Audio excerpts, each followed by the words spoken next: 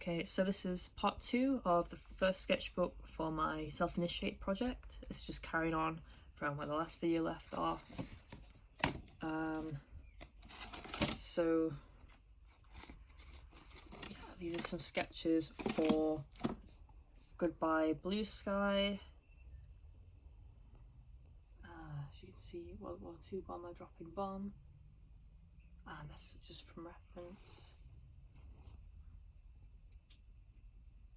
And like a crying eye bomb.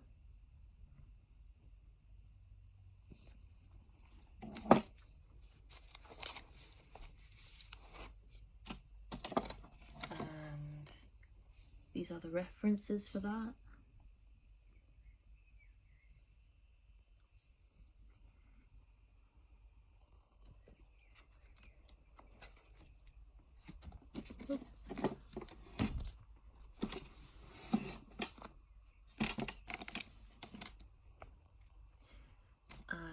This is the finished piece of artwork.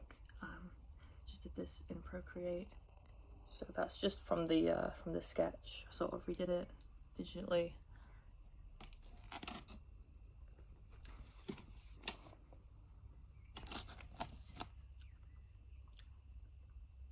And this is empty spaces. So I've got this little sketch here.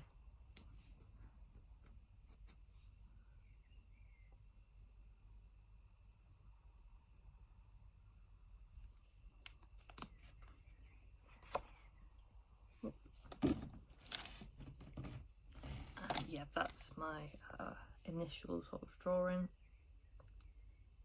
This is the one that I ended up going for, and here's the finished version.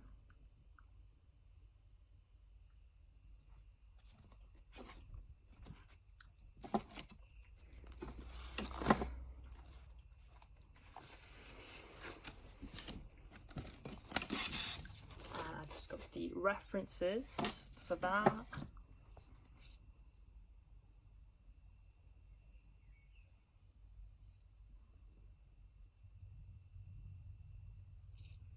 So I did think about putting like bricks in the background, but it just didn't really work. I did that in Procreate and I just sort of left it out.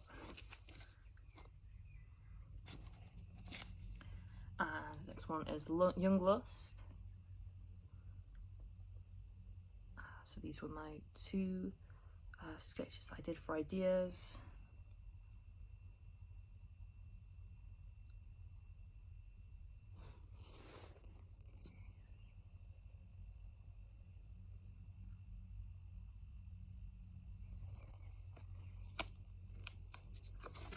And here are some references.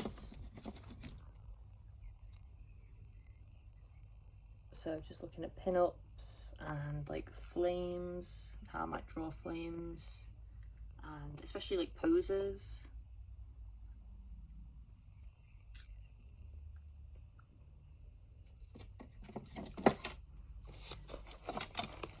And here is the finished drawing.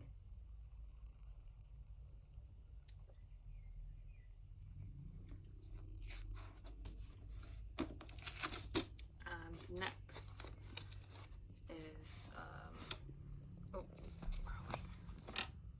one of my turns. Those are my initial sketches.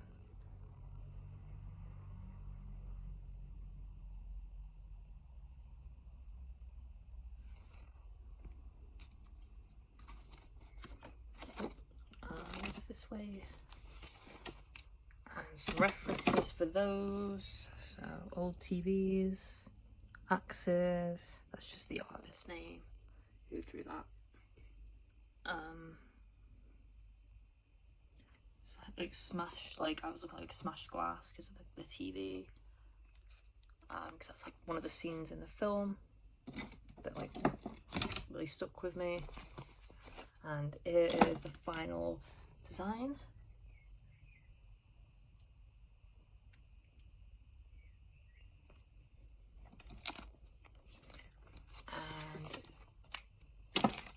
one is Don't Leave Me Now. So these are my just initial sketches.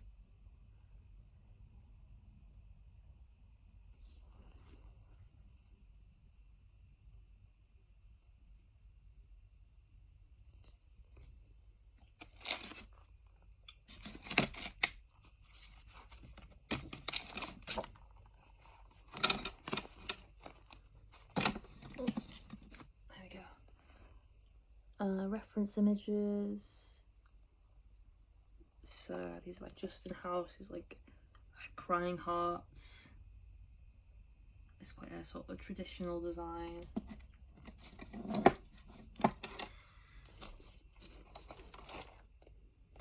And this is my final version.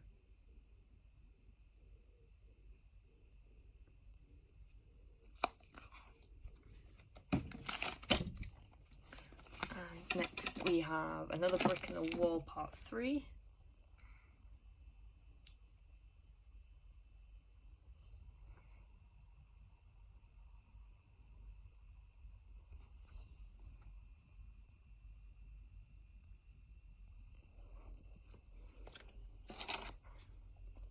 And here's the reference images. And that's just the name of the illustrator that did that one I looked at.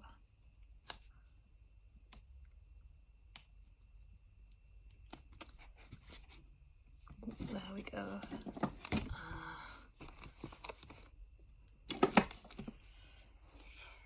And here's the finished version. And next then we have Hey You, which I'll have to show the alternate design for that one. So that was just saying I was sort of doing them out of order just to get all the key ones done. So sort of like maybe I don't need to get every single song done. I did end up doing illustrations for all of them though, but that was just so that I wouldn't have to worry about missing some important songs. And this is the alternate design, which I ended up using for Is There Anybody Out There? So I used it for that. Because those songs are like, those two songs are pretty much like they're like part of each other, like very similar sort of subject matter, so I thought it could work for both. It might work better for Is There Anybody Out There?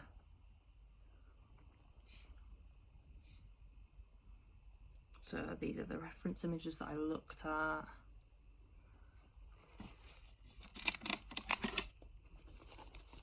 And here's the finished version.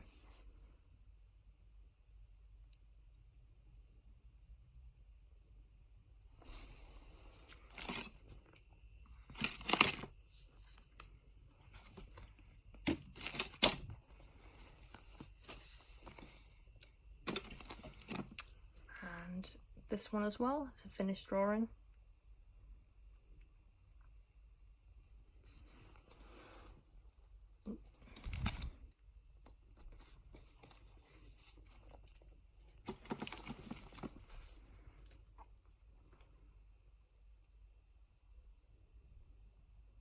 And this is a sketch for Comfortably Numb, just like an initial sketch. If you can read, it's just about the song. My hands felt just like two balloons. And then here's a second sketch, because I wasn't super happy with that. I tried to do at least 2 sketches for each design, just to explore different ideas. So here's the second sketch, and then we've got references,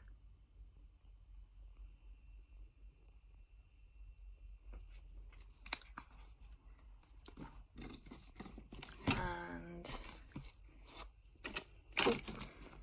we've got the finished artwork right here. It's the final version.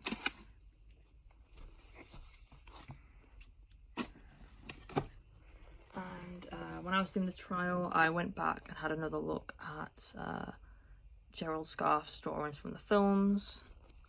So just to sort of, you know, then think about, you know, how I could do my own versions. So these are for the wife, and that was the judge before, and this is mother. These are all the different characters that appear in the trial.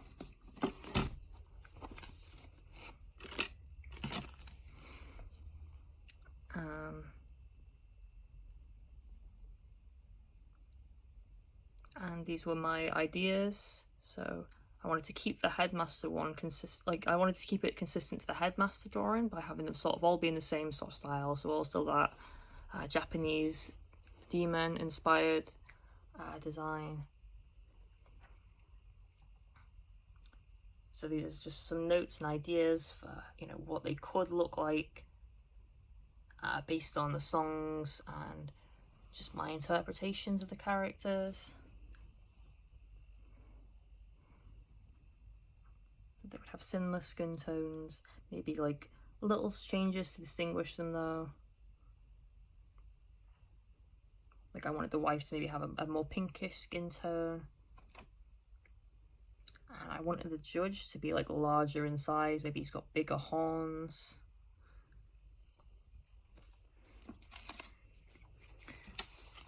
And then I just drew up some initial designs for what they might look like. So I started off with the wife. This is my first idea. And then this one with the sort of flame hair, which I think I liked a lot more. And she's got like a ball and chain earring. And I just wanted to make sure that they the characters sort of, you know, look sort of similar to each other, sort of fitted together, just so it looks cohesive. And that was maybe like an initial idea. They could have all the characters up here and then waters down there.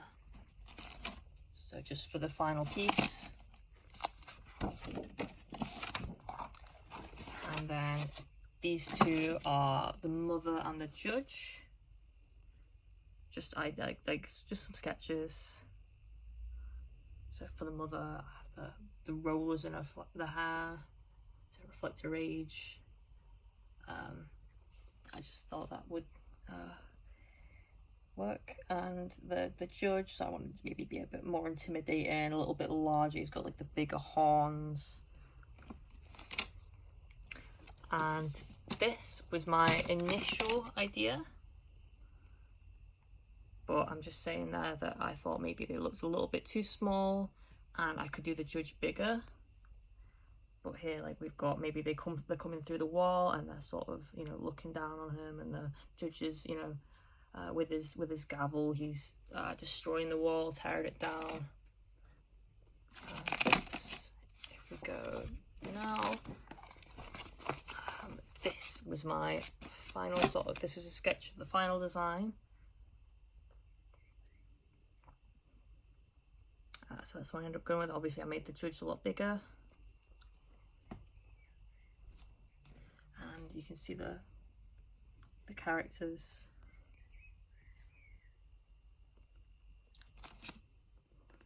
And some of the references that I looked at. So just getting like a pose for the silhouette. So I wanted them sort of slouched, sort of, you know, scared looking.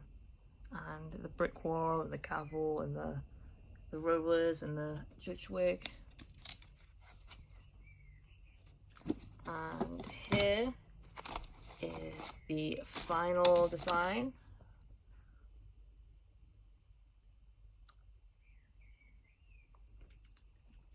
And then we've got Vera.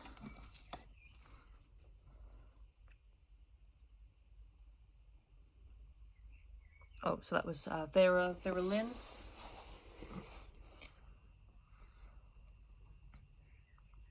So I did these sort of double exposure with her face, sort of similar to the one I did before, but just basically trying to take the scenery described in the song and putting it like inside of her face. So I thought, since the song is called Vera, but you know, I don't want it to just be like a self-portrait of her, so I just added a little bit to it.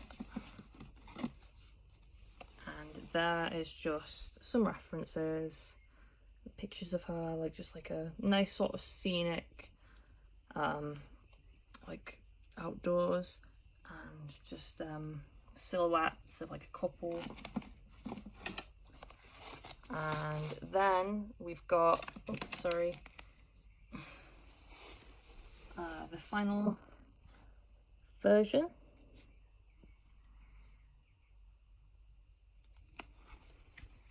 And then there's Bring the Boys Back Home. So that was a silhouette sort of from the film of like the soldiers coming back from war, or marching towards war, I think it actually was. And this is like the battle cross, which is symbolic of the fallen soldier.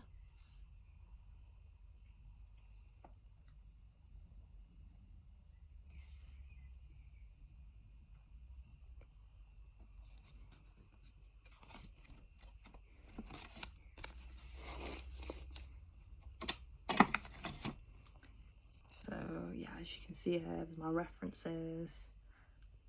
I did pick out as well, like I looked at like World War II guns just to make sure it was like accurate, because I don't really know a lot about guns.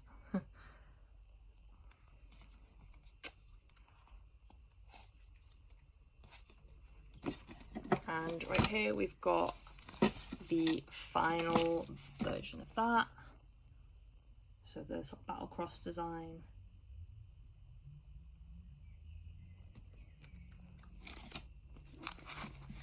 And then we've got Run Like Hell. So I'm just talking there about how, if you can't read it, it's, you know, the symbolism of the hammers representing oppression, fascism. So the people are basically like nails that have to be like put into place.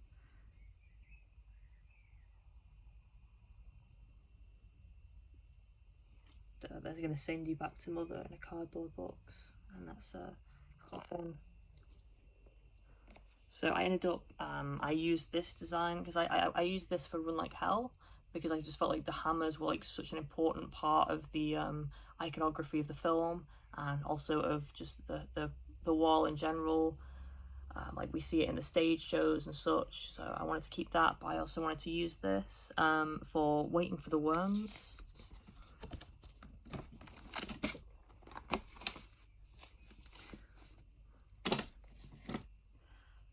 So here's just some references, and that is the first sketchbook. Next I'm going to be moving on to the second sketchbook. So that's it for just this one, and then there'll be a part 2.